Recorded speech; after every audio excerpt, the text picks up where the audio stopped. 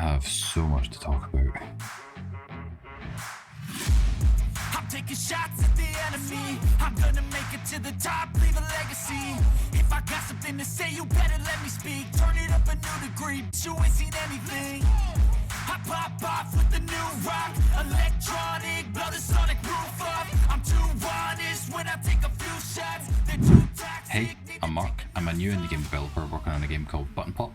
It's a mashup between a tower defense, an idle, and a button masher game where you're the main button and you have to defend yourself against all the other little jealous buttons coming to get you. If you're interested or want to see something in particular in the game, leave a comment down below. And with that said, let's get into it. So yeah, we got a new map, a new ability system, new customization features, the introduction of health packs, an update to the wave system. I say an update, it's kinda scary to be honest. Plus an update to the UI, so quite a lot to be honest. So first things first is actually go over the map Candyland, or wherever I'm going to call it. I kind of just want to pick the name I'm least likely to get sued over. But anyway, the overall layout and design of the map is actually finished now, and I'm really happy with the sort of results I've got. I put a lot of work into the individual assets that are in the map, so I've got the likes of 3 different types of biscuits, candy floss trees, marshmallow rocks, jelly sweeties or candies, and a chocolate river that flows through the middle of the map. It's actually a 2-lane design map that kind of has a marshmallow-like bridge that moves up and down, creating a 3rd lane, and just a little bit more of an interesting flow to the enemy paths. On top of this, the actual enemy paths will unlock based on the level of the player, so when the player hits a certain level, additional paths will unlock, creating a sort of pincer move, and just adding a lot more difficulty to the actual map. I'm really happy how this map has actually turned out so far, and I'm almost there. It just needs a little bit of testing and the finishing touches, but I'd love to hear what you guys think in the comments down below.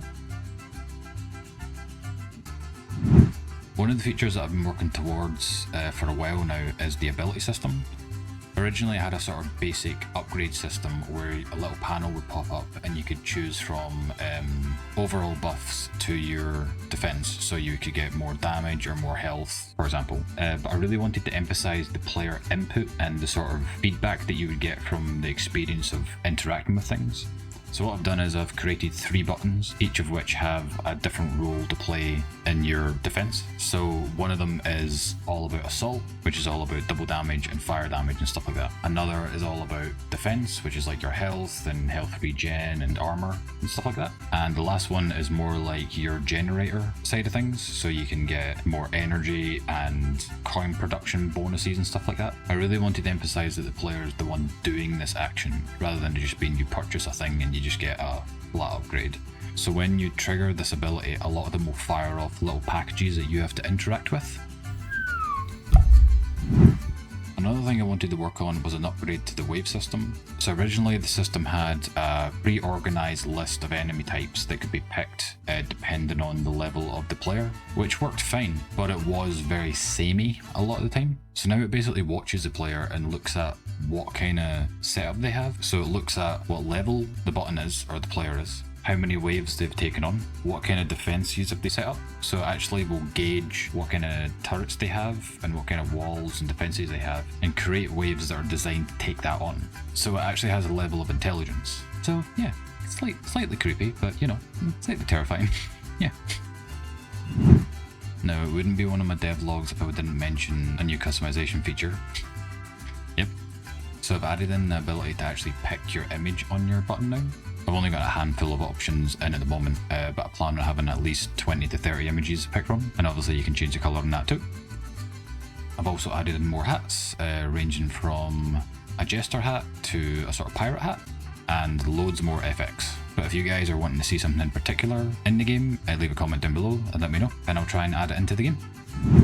So another thing I've been working on is tightening the screws of the UI experience for the player. So I've added in limiters to the game, which basically just display how many turrets and walls you can have on a map at one time, which is obviously going to be balanced depending on what level you're in. On top of that, I've added little touches like warnings for when you try to leave a mission, or even the game just to say you're going to lose your progress.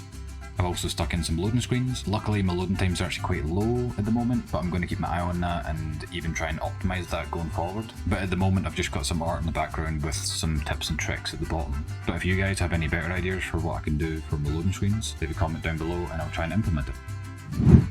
Going forward, I'm actually going to be looking into adding more bosses to the game. At the moment I've got one, but I kind of want to aim for at least 3 with a lot of variety to them. I think I would add a lot to the game. On top of that, I'm going to really focus on optimization, just so people don't have to worry about their hardware as much to run the game. And really just hone in on the balance of the game so that it's really just fun and fair to play.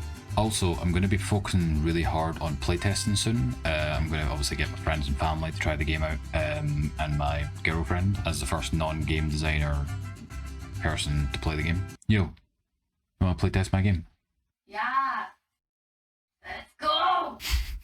But I would love to get you guys involved, so I'm definitely going to create a Discord server where everybody involved can get a little snippet of the game. Plus, I'm going to be revealing the release date soon. I've just got a couple more things to work out, but it's going to be soon. So yeah, that's the end of this devlog. I hope you guys have enjoyed it. If you're interested in following along in this series, I've got a number of other devlogs up on my channel right now, so go have a look. But if you're more interested in the sort of technical side of game dev, I've also got a number of tutorials up at the moment, which I hope are useful. And yeah, I really just appreciate your guys' feedback and all your support. Can't thank you enough. So yeah, I'll see you guys later. Bye.